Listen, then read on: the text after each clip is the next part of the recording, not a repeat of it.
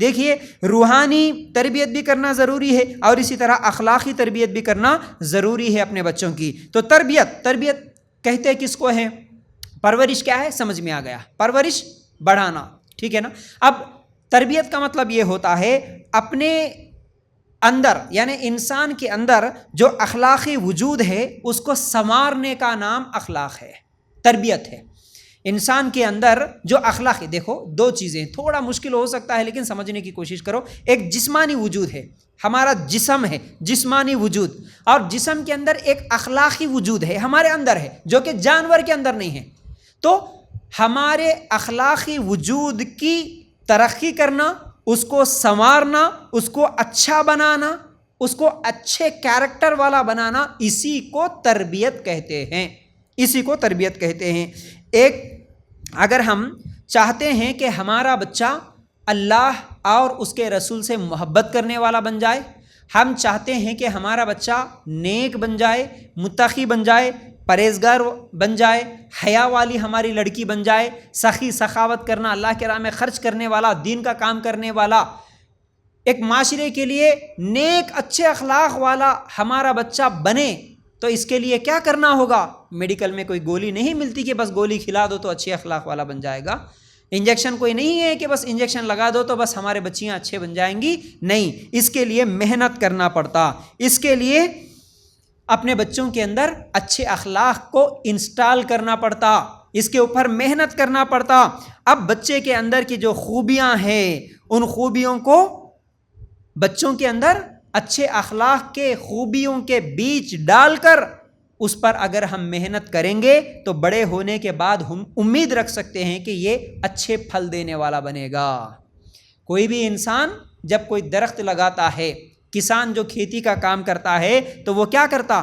کھیت میں جب بیج لگاتا ہے تو پھر اچھا بیج بھی لگانا پڑتا اس کو، اس کے بعد اس کی دیکھ بھال بھی کرنا پڑتا اس کو۔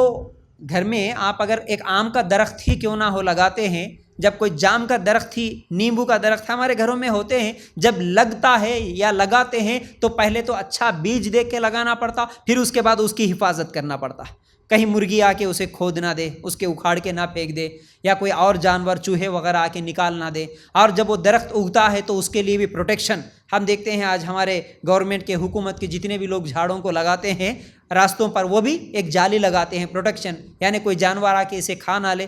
تو اس طرح ایک اچھے درخت کو لگائے، اس سے پھل اگر ہم اچھے دیکھنا چاہتے ہیں تو اس کو اچھی چیز لگانا بھی ہوگا، پھر اس کی حفاظت بھی کرنا ہوگا۔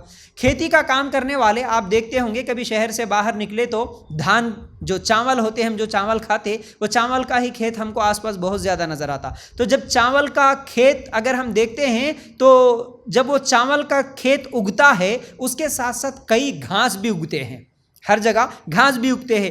تو کسان کیا کرتا ہے؟ وہ پورے کھیت میں چکر لگاتے ہوئے جو بھی گھاس ہے اس کو اکھاڑ دیتا ہے، اس کو نکال دیتا ہے، تبھی تو کھیت میں اچھے چاول، اچھے دھان نکلتے ہیں۔